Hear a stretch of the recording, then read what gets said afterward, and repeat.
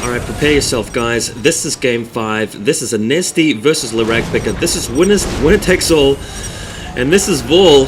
Very excited to be bringing this to you guys. We have Space Marines here. This is Anezti.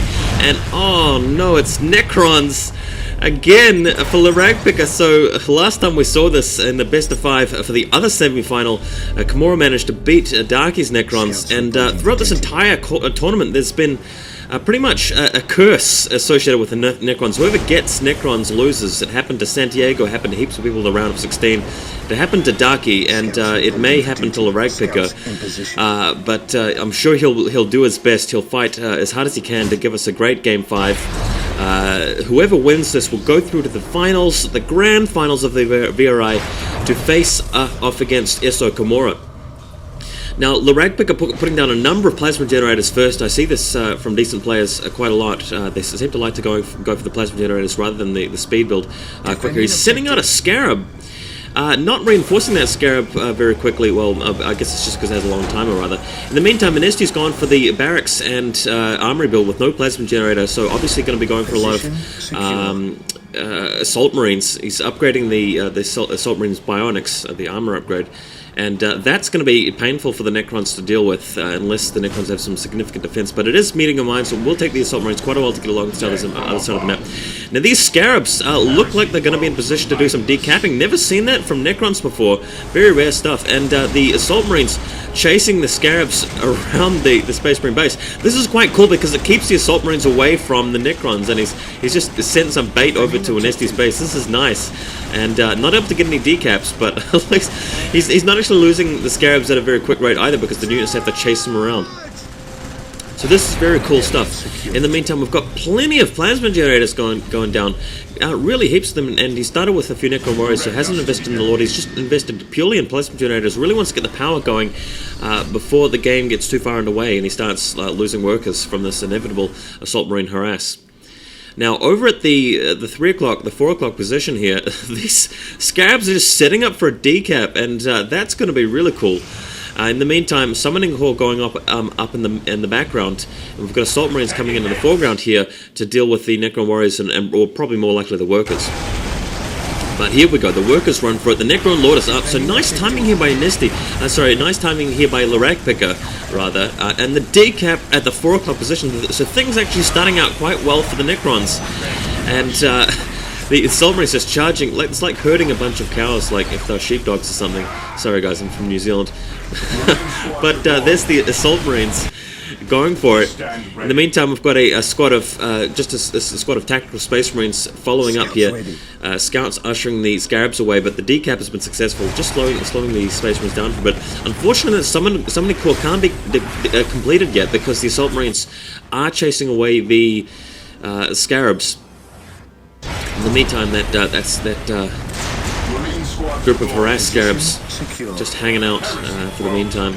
Is that a second squad of tactical Space Marines? It looks like it. So a lot of Marines, a lot of troops going down from Anezti. Those Scarabs in very dangerous low health there, but a lot of damage being done to the Assault Marines as well, and now pulling back. So it's going to give LeRagpicker a chance to upgrade his, to complete his Summoning Core, and you can see that that obelisk being upgraded to Tier 2 as well, to level 2. Now, Scarabs unfortunately going to run straight into these tactical Space Marines. That's not ideal for them.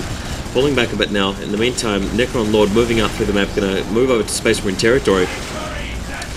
The White Scars of Anezti, the Space Marines pulling down to the south here, just going to head to the south of the Necron base and do some damage if possible. Necron Lord teleporting around. He's going to teleport back in to the action. Having a go at those tactical Space Marines and the Scouts. And in the meantime, we've got, looks like 2 or 3 squads of Necron Warriors, more like 2 squads reinforced to 4 members each, defending against the Assault Marines. Necron Lord having a go at the Scouts. They're not going to be able to complete, oh that's a nice shot, just sending the Scout flying. Not going to be able to cap the critical objective, unfortunately, for Anezti. But the Necron Lord slowly taking damage, but not at a very fast rate at all. Indeed, there are 2 squads of tactical Space Marines in the midst there. No Force Commander as yet, but I'm sure Anezti is going to be thinking about grabbing one. I think he ought to get one. Unfortunately, the Necrons can't take that relic, but as usual, it's quite difficult to take a relic against other races. if you're Necrons, and Necrons don't do that very quickly because of all the things they have to do at the early on stage of the game. We've got several. It looks like we've got 4 obelisks total. I'm not sure if he's got the one at the 9 o'clock yet, the 9:30 position. No tier 2 upgrade yet. And Necrons being summoned back to the Summoning Core to try and deal with these Assault Marines before they do too much damage against the Scarabs in the Necron base there. And the Necron Lord seems to be keeping everybody at bay, teleporting away now before he loses too much health. And there's the Forbidden Archive, so looks like LeRagpicker is going to be getting some upgrades for his Necron Lord. Pretty good idea if you ask me, if you're doing a lot of things with your Necron Lord and you need to stay in the action. Probably a decent map where you really need some abilities to keep the Space Marines at bay. There's the Force Commander being trained for Anezti's White Scars, the White Space Marine chapter. More plasma generators going up here for Anezti, but the Necron Lord having a crack at one of them. Does a lot of damage to it fairly quickly, but the bolt pistol of the Force Commander is swinging into action.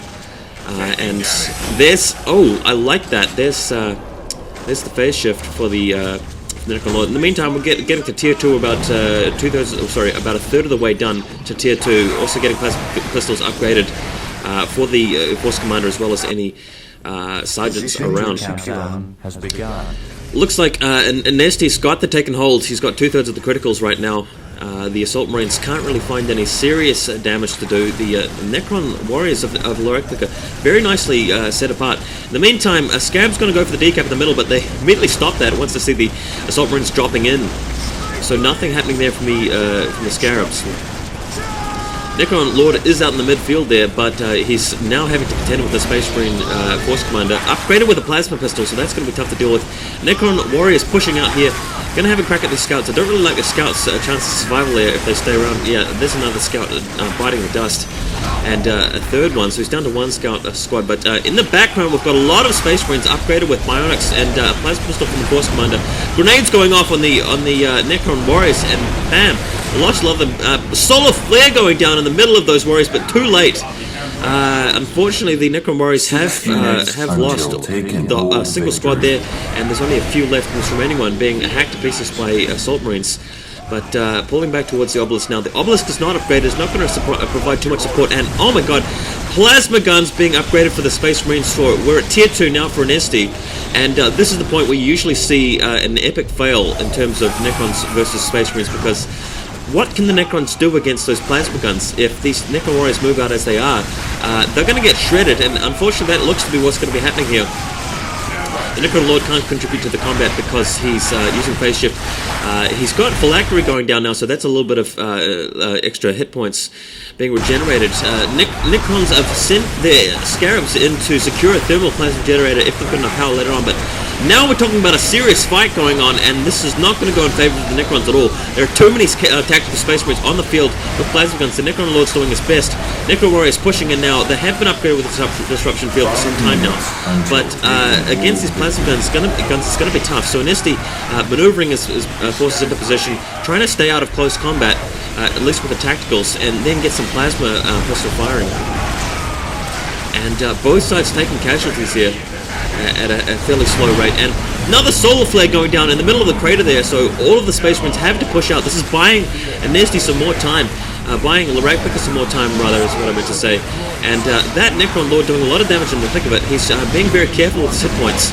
I'm sure LeRagpicker is ready to move him out at a moment's notice, should he need to flee. And indeed he's doing that, pulling out with